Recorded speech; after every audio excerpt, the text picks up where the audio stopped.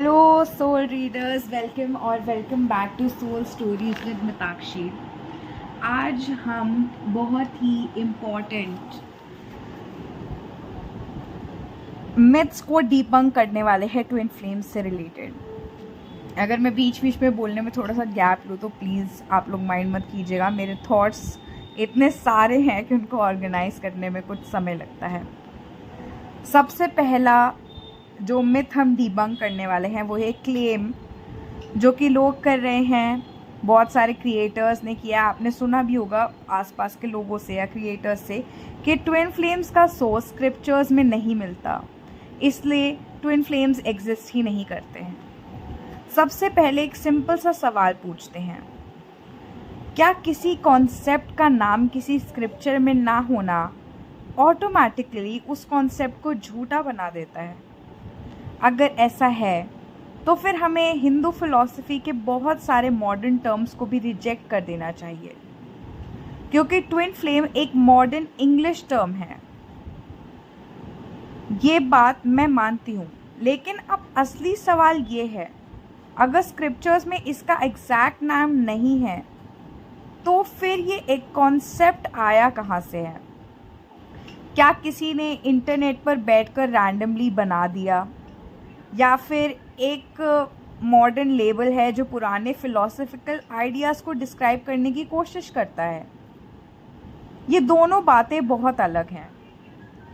अगर हम हिस्टोरिकली देखें तो twin flame term modern new age movement में पॉपुलर हुआ था, लेकिन इसका मतलब ये नहीं है कि इसके पीछे जो थीम्स हैं, जैसे डिवाइन यूनियन, मैस्कुलिन और feminine polarity, spiritual counterpart, intense soul connection, transformation through relationships, ये सब भी कोई मॉडर्न इन्वेंशंस हैं।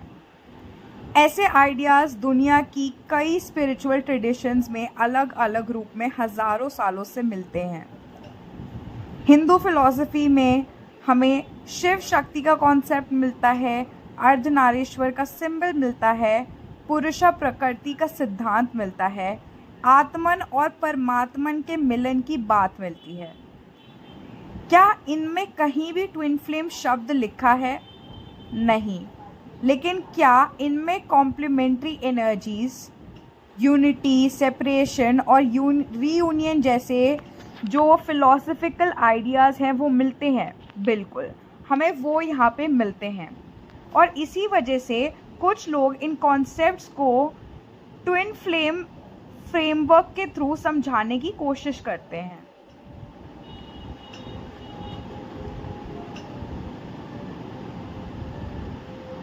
हम जब ये कहते हैं कि शिव और शक्ति की जर्नी है, तो हम ये नहीं कह रहे हैं कि शिव और शक्ति भी ट्विन फ्लेम्स ही हैं। हम पूरे प्रमाण के साथ ये नहीं कहना चाह रहे हैं। हम ये ज़रूर कहना चाह रहे हैं कि ट्विन फ्लेम कॉन्सेप्ट को समझाने के लिए शिव और शक्ति एक सिंबॉलिकल इंस्पिरेशन है। ये दोनों स्टेटमेंट्स बहुत अलग हैं। पहला स्टेटमेंट स्क्रिप्चरल क्लेम है और बहुत सारे क्रिएटर्स जो ट्विन फ्लेम्स पर कॉन्सेप्ट बनाते हैं, ट्विन फ्लेम कोचेस हैं, वो डायरेक्टली यही क्लेम करते हैं, because that's just the easier way to say it. जब आप रेगुलरली कुछ चीज़ कह रहे होते हो तो आप इतनी गहराई में नहीं जाते हो उस चीज़ की, क्योंकि हम जब शिव और शक्ति के अंदर सिंबॉलिक मान रहे हैं ट्विन फ्लेम का, उनको शिव और शक्ति को जब हम सिंबॉलिक मान रहे हैं ट्विन फ्लेम्स का, तो हम इस कॉन्सेप्ट को समझाते हुए बार बार सिंबॉलिक शब्द का इस्तेमाल करते रहें, ऐसा नहीं होता है। ज़्यादातर बात करने का तरीका होता है। इस कॉन्सेप्ट को भी, ट्विन फ्लेम के कॉन्सेप्ट को एज अ होल भी बहुत डिस्टॉर्ट कर दिया गया है। कुछ लोगों ने इसको कोई रोमांटिक फैंटेसी बना लिया है, और उनका ऐसा रोमांटिक फैंटेसी वाला प्रचार देखकर बहुत सारे लोग मिसलीड होते हैं, वो अपना नुकसान कर बैठते हैं इस वजह से, और फिर इस कॉन्सेप्ट को ही झुटलाना शुरू कर दिया जाता है कि कॉन्सेप्ट ही एग्जिस्ट नहीं करता, ये कोई मॉडर्न इन्वेंशन है जो बस कल्ट के बेसिस पर बना ली गई है।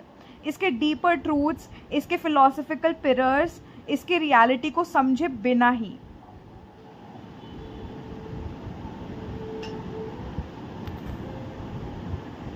हिंदुइज्म की जहाँ तक बात है तो उसके अंदर इंटरप्रिटेशन की परंपरा हजारों सालों पुरानी है, जिसको हम प्रत्यक्ष कहते हैं, अनुमान कहते हैं। डायरेक्ट एक्सपीरियंस से सीखी हुई चीज़ और अनुमान यानी कि इन्फर करी हुई चीज़। ट्विन फ्लेम एक प्रत्यक्ष जर्नी है जो आप डायरेक्ट एक्सपीरियंस से आपको समझ में आती है, या आपको कोई और कंफर्म वैसे भी नहीं कर सकता। तो जो लोग सिर्फ कोचेस की बातों में आके इस जर्नी को ही झूठा कह रहे हैं, सबसे पहले तो आपने इस जर्नी के बारे में ना ही कुछ रिसर्च किया, ना ही कुछ समझा। आप बस अपनी फैंटेसी में जी रहे थे और आपको उसको प्रूफ करने के लिए, होप को क्लिंग करने के लिए कुछ चाहिए था उस समय के लिए, और आपने इस कॉन्सेप्ट को और उन फेक गुरुओं का सहारा लिया। जब वो सहारा भी आपके काम आना बंद हो गया तो आप इस कॉन्सेप्ट को ही बुरा भला कहना शुरू कर दिए। इसका मतलब ये नहीं है कि कॉन्सेप्ट ही झूठा है, असत्य है। और दूसरा है अनुमान। अनुमान यानी कि इंटरप्रेट करने की इजाजत, अलाउंस, अनुमति है हिंदुइज्म में। हमारी फिलॉसफी में इसकी अनुमति है। तो हम शिव और शक्ति को सिंबॉलिकली ह्यूमन इंटरैक्शंस का क्लोज मिरर इंटरप्रेट कर सकते हैं, और उसी इंटरप्रिटेशन से सिद्धांत बनता है ट्विन फ्लेम फिलॉसफी का।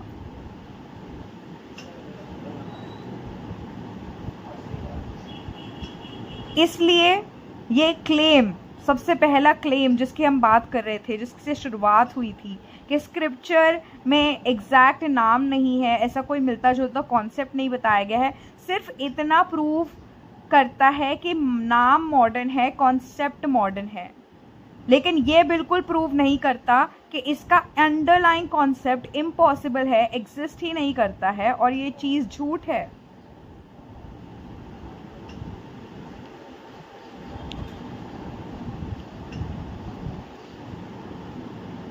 तो इसलिए क्लेम ना ही लॉजिकल है, ना ही फिलॉसफिकली हर लेवल पे फेल हो जाता है। इसलिए ऐसे मिथ्स में बिल्कुल भी नहीं आए। दूसरा क्लेम जो लोग करते हैं कि शिव और शक्ति ट्विन फ्लेम्स नहीं हैं। अगर आप ऐसा मानते हैं तो इस बात से मुझे कोई डिसएग्रीमेंट नहीं है, क्योंकि अगर हम ऑथेंटिक हिंदू स्क्रिप्चर देखें और उसमें एक्सप्लिसिटली वर्डिंग्स ढूंढने की कोशिश करें तो हमें ऐसा नहीं मिलेगा कि शिव और शक्ति ट्विन फ्लेम्स है, ऐसा कहीं नहीं लिखा मिलेगा।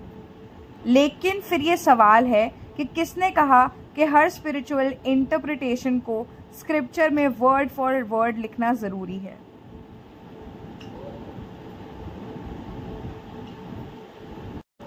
लेकिन मेन प्रॉब्लम आपको पता है कहाँ से शुरू होती है, जब इसके बाद ये कंक्लूजन भी निकाला जाता है कि क्योंकि ये स्क्रिप्चर में मेंशन नहीं है इसलिए शिव और शक्ति को ट्विन फ्लेम पर्सपेक्टिव से देखना गलत है।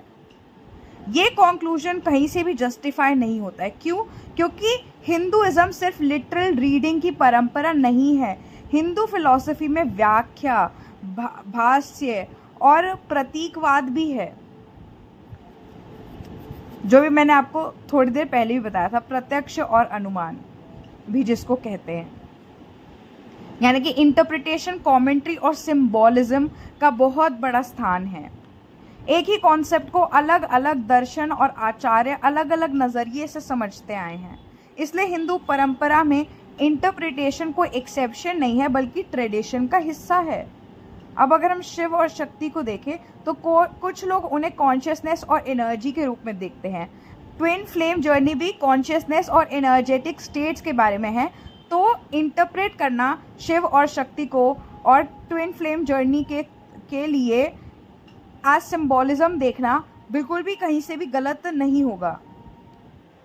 कुछ लोग उन्हें पुरुष और प्रकृति के रूप में समझते हैं, ये भी ट्विन फ्लेम से रिलेटेड कॉन्सेप्ट है, तो अगेन उन्हें एज अ सिंबॉलिक देखना in the twin flame journey कहीं से भी गलत नहीं होगा। कुछ उन्हें क्रिएशन और डिसोल्यूशन का सिंबल मानते हैं, तो अगेन इस जर्नी के अंदर आप new life, new self create करते हैं और ओल्ड लाइफ, ओल्ड सेल्फ को डिसॉल्व करके उसको गुड बाय कर देते हैं। तो ये मानना भी फिर से कहीं से भी गलत नहीं होगा। कुछ लोगों ने नॉन डुअलिटी का प्रतीक मानते हैं and twin flame journey is all about unity consciousness and achieving unity consciousness in the end which means non duality which equals to Shiv Shakti, so we can take them as a symbol. इसके अंदर कोई भी दिक्कत, तकलीफ, परेशानी, इलॉजिकलनेस कहीं पे भी कुछ भी नहीं है। इनमें से कोई भी इंटरप्रिटेशन मूर्ति या श्लोक पर लिखा हुआ नहीं होता, ये फिलोसफिकल अंडरस्टैंडिंग है। तो अगर कोई व्यक्ति कहता है कि मेरे लिए शिव और शक्ति कॉम्प्लीमेंट्री स्पिरिचुअल एनर्जीज का आर्केटाइप है और इसी लेंस से मैं ट्विन फ्लेम कॉन्सेप्ट को समझता हूँ, तो वो एक इंटरप्रिटेशन दे रहा है, ना कि कोई स्क्रिप्चरल कोटेशन। इसलिए अगर कोई जो भी लोग ये क्लेम कर रहे हैं that Shiv Shakti twin flames नहीं है और लोग कह रहे हैं कि वो शिव शक्ति ट्विन फ्लेम्स है, तो उसे ये समझना चाहिए कि वो इंसान इसको स्क्रिप्चरल फैक्ट के वे में नहीं बल्कि सिंबॉलिक इंटरप्रिटेशन के वे में कह रहा है। और सिंबॉलिकल इंटरप्रिटेशन हिंदू फिलॉसफी में पूरी तरह एक्सेप्टेड मेथोडोलॉजी है। इसलिए सही स्टेटमेंट ये है कि स्क्रिप्चर्स शिव शक्ति को ट्विन फ्लेम्स नहीं कहते, लेकिन कोई व्यक्ति ट्विन फ्लेम फ्रेमवर्क को समझने के लिए शिव शक्ति को सिंबॉलिक इंस्पिरेशन के रूप में इंटरप्रेट कर सकता है। इस इंटरप्रिटेशन से आप एग्री करते हैं, डिसएग्री करते हैं, वो अलग बात है, लेकिन सिर्फ इसलिए इसे इनवैलिड नहीं कहा जा सकता क्योंकि स्क्रिप्चर्स में एग्जैक्ट टर्म नहीं यूज हुआ है। अगेन तीसरा सबसे बड़ा मिथ है कि ट्विन फ्लेम सिर्फ एक न्यू एज कॉन्सेप्ट है इसलिए वो फेक है। सबसे पहले इस क्लेम में एक लॉजिकल जंप है। Twin flame term modern new age movement में पॉपुलर हुई, ये बात बिल्कुल सही है, इस बात को कोई डिनाई नहीं कर सकता। लेकिन क्या किसी कॉन्सेप्ट का मॉडर्न नाम होना उस कॉन्सेप्ट को ऑटोमेटिकली फेक बना देता है? बिल्कुल भी नहीं। हिस्ट्री में ऐसा बहुत बार हुआ है कि पुराने आइडियाज़ को नए नाम दिए गए हैं। साइंस में भी होता है, साइकोलॉजी में भी होता है, स्पिरिचुअलिटी में भी होता है। एक मॉडर्न टर्म का मतलब सिर्फ इतना है कि उस कॉन्सेप्ट को डिस्क्राइब करने के लिए नई लैंग्वेज यूज़ की गई है, ना कि ये कि उसके पीछे की हर सोच नई ही है।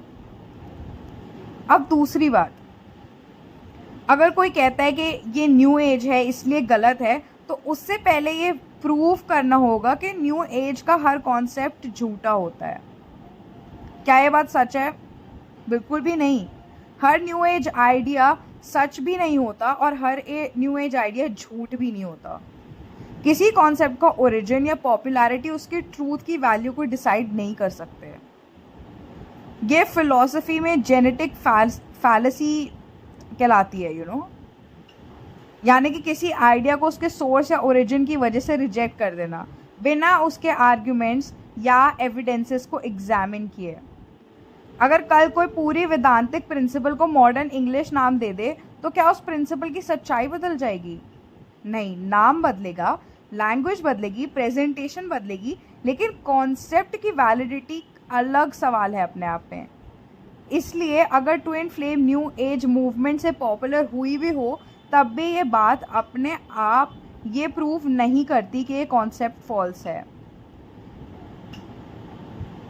अगर आप किसी कॉन्सेप्ट को फॉल्स प्रूफ करना ही चाहते हैं तो उसके आर्ग्यूमेंट्स को चैलेंज कीजिए कि नहीं, ऐसा नहीं होता है, यूनिटी कॉन्शियसनेस कुछ नहीं होती, डुअलिटी कुछ नहीं होती, रनर चेजर जैसा कुछ नहीं होता, ओके, एनर्जेटिक रेजोनेंस कुछ नहीं होता, टेलीपैथी कुछ नहीं होती, इंटेंस सोल कनेक्शन कुछ नहीं होता, कार में क्या सोल कॉन्ट्रैक्ट कुछ नहीं होता। ये सब आप चैलेंज कीजिए, ये है आपके आर्ग्यूमेंट्स। फिलोसफिकल बेसिस को चैलेंज कीजिए, एग्जामिन कीजिए, एक्सपीरियंस और क्लेम्स को इवैल्यूएट कीजिए लोगों के। सिर्फ इतना कह देना कि ये न्यू एज है इसलिए फेक है, ये बिल्कुल भी एक लॉजिकल आर्ग्यूमेंट नहीं है। बस ये ओरिजिन को अटैक करने का एक तरीका है, क्योंकि कोई लॉजिकल आर्ग्यूमेंट है ही नहीं आपके पास, है ही नहीं लॉजिकल आर्ग्यूमेंट आपके पास। कुछ लोग ये भी क्लेम कर रहे हैं कि ट्विन फ्लेम जर्नी टॉक्सिक है इसलिए ट्विन फ्लेम्स एग्जिस्ट ही नहीं करते, इसकी बहुत बड़ी ह्यूमन कॉस्ट है, दिस एंड दैट।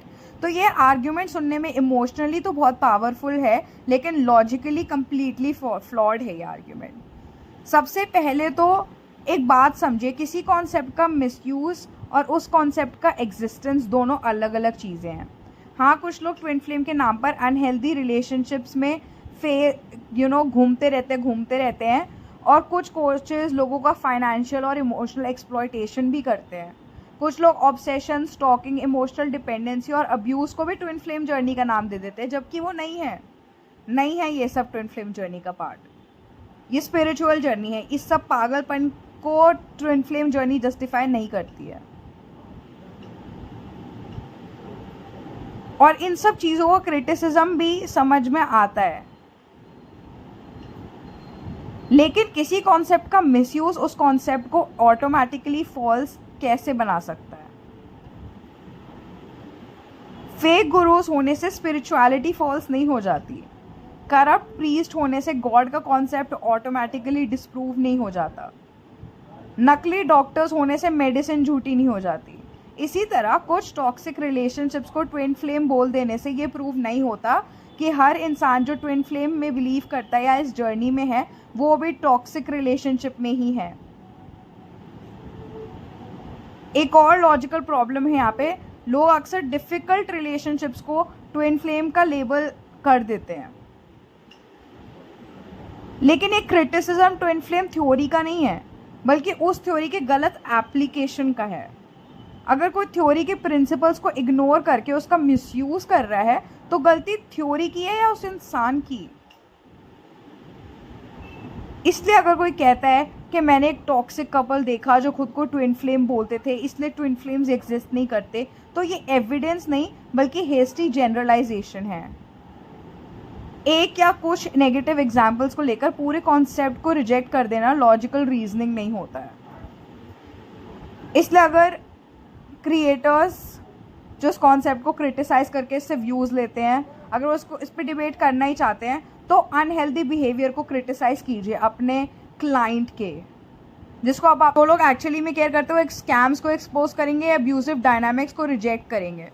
जो रियल ट्विन फ्लेम कोचेस हैं वो किसी भी अब्यूजिव रिलेशनशिप को ट्विन फ्लेम का टैग कभी भी नहीं देंगे। ये सारी बातें तो हो गई इन मिथ्स को डीबंक करने की, पर डीबंक तब तक पूरा नहीं होता जब तक कि हम हमारे फेवर की चीज़ों को भी नहीं देख लेते।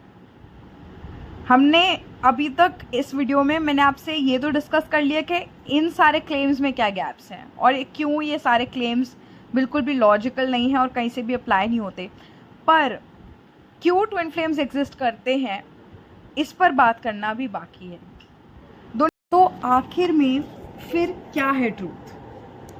ट्विन फ्लेम्स का ट्रूथ क्या है? जब एक इंसान किसी के साथ इतना इंटेंस कनेक्शन फील करता है कि वो उस इंसान को भी तोड़ देता है और फिर बना भी देता है, तो कई बार ये सवाल हमारे मन में आ सकता है, क्या ये सब कुछ सिर्फ साइकोलॉजिकली हो रहा है या फिर सच में इसका कोई स्पिरिचुअल एग्जिस्टेंस है भी?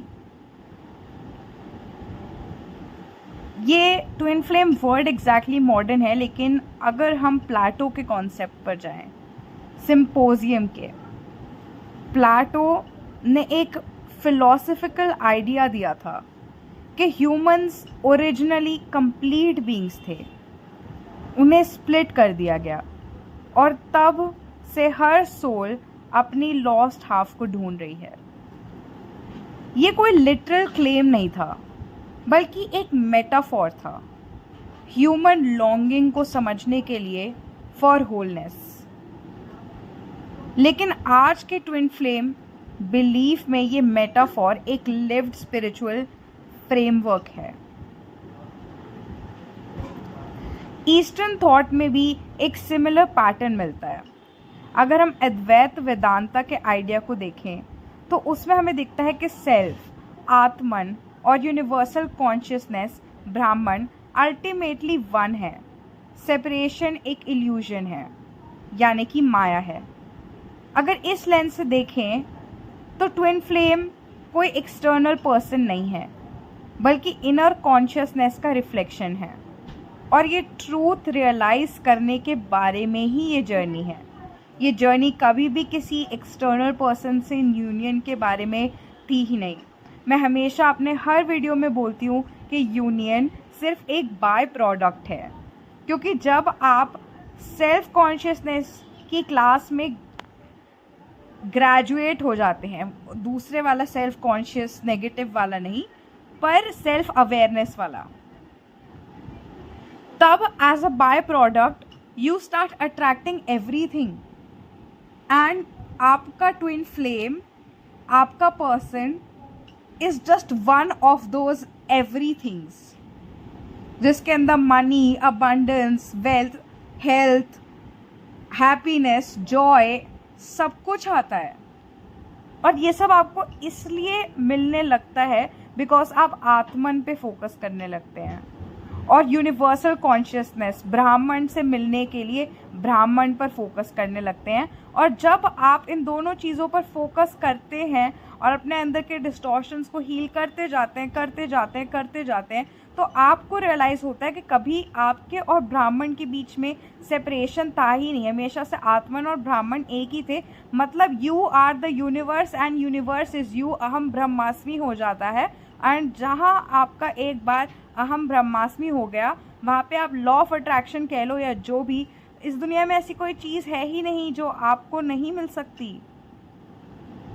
समझ रहे हैं आप कॉन्सेप्ट्स को कि रोमांटिक मिस्टिसिज्म और फैंटेसी से कितना अलग है ये कॉन्सेप्ट, इसके पिलर्स, इसके थॉट्स और इसका वर्क।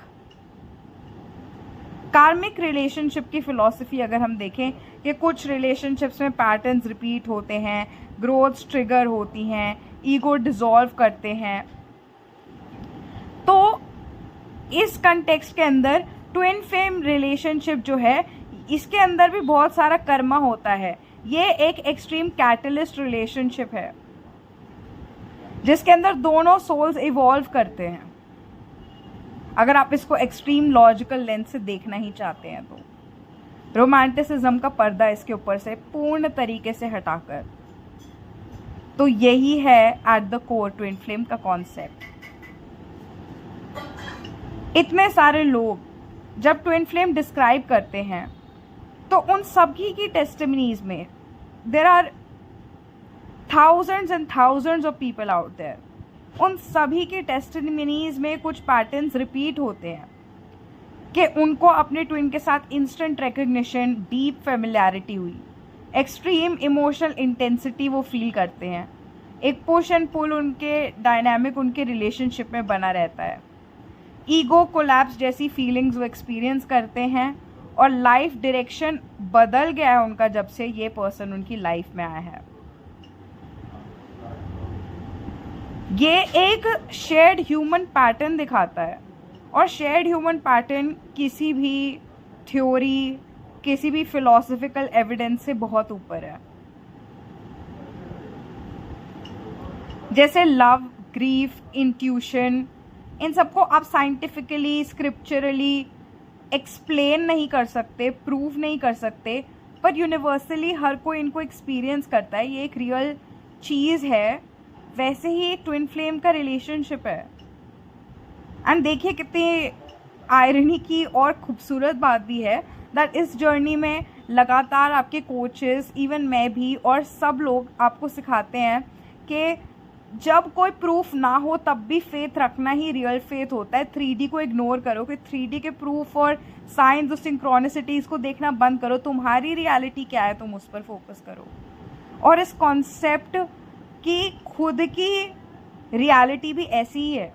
अगर आप इसके 3D में प्रूफ्स देखने की कोशिश करेंगे, 3D से इसके प्रूफ्स मांगेंगे कि इसके वो कहीं स्क्रिप्चर में मिला दो, इसको यहाँ मिला दो, वो आपको नहीं मिलेगा। पर अगर आपका फेथ है, अगर आप फील करते हैं, अगर आपकी लाइफ में प्रत्यक्ष है ये चीज़, तो फिर है, उसको किसी प्रूफ की ज़रूरत नहीं है, उसे सोसाइटी के अप्रूवल की ज़रूरत नहीं है। और वही तो ट्विन फ्लेम्स ब्रेक करते हैं, सोसाइटी के अप्रूवल्स, सोसाइटी की कंडीशनिंग, सोसाइटी के स्ट्रक्चर्स। यहाँ पर भी तो यही हो रहा है, सोसाइटी इसको एक स्ट्रक्चर में फिट करना चाह रही है कि इसका कहीं प्रूफ नहीं है तो फिर ट्विन फ्लेम्स एग्जिस्ट नहीं करते। पर हम आपके स्ट्रक्चर से बियॉन्ड है। ये कॉन्सेप्ट, वो लोग जो इस कॉन्सेप्ट को जी रहे हैं वो आपके स्ट्रक्चर से बियॉन्ड है।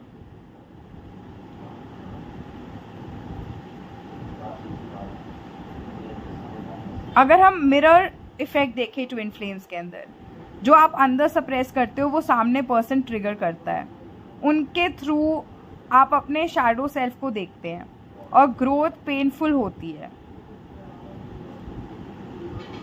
तो कुछ लोग इसको साइकोलॉजी में प्रोजेक्शन कहेंगे, वहीं स्पिरिचुअलिटी में मिरर सोल कहेंगे। लेकिन थाउजेंड्स ऑफ अकाउंट्स आप देखिए लोगों के, thousands of people are saying वो पहले जैसे नहीं रहे, उनका कनेक्शन लॉजिक से बियॉन्ड था, सेपरेशन के बाद अवेकनिंग हुई। ये सब बातें इंपॉर्टेंट है क्योंकि इंटरप्रिटेशन कितनी भी डिफरेंट हो सकती है, फिलॉसफी कहीं पे भी आपको ले जा सकती है, लेकिन इम्पैक्ट पैटर्न कंसिस्टेंट है।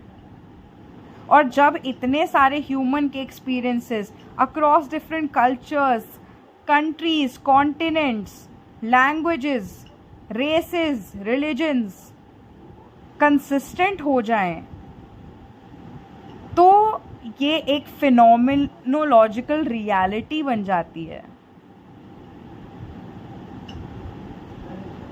और अगर इसको सिंपली कहा जाए तो इतनी आपको कि मिरर बात है, ये भी इस बात में भी मिरर है अपने आप में कि एक्सपीरियंस रियल है as experienced.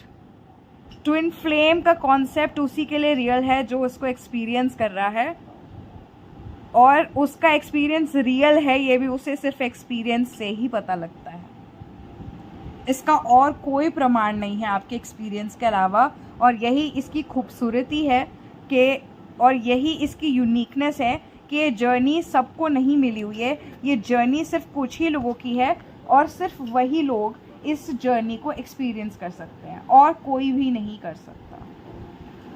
Thank you so much. अगर आपको ये वीडियो समझ में आया हो, पसंद आया हो तो लाइक ज़रूर कीजिएगा, कमेंट में अपने थॉट्स ज़रूर शेयर कीजिएगा कि क्या आप भी इन मिथ्स को लेकर डाउट्स और फियर्स में थे और कैसा आप अब फील कर रहे हैं। आई होप इस वीडियो ने आपको कुछ क्लैरिटी ऑफर की होगी। अगर आपको ये वीडियो पसंद आया हो तो मोर सच वीडियोज़ के लिए सब्सक्राइब कर लीजिएगा, बेल आइकन ज़रूर दबाइएगा to get more such notification.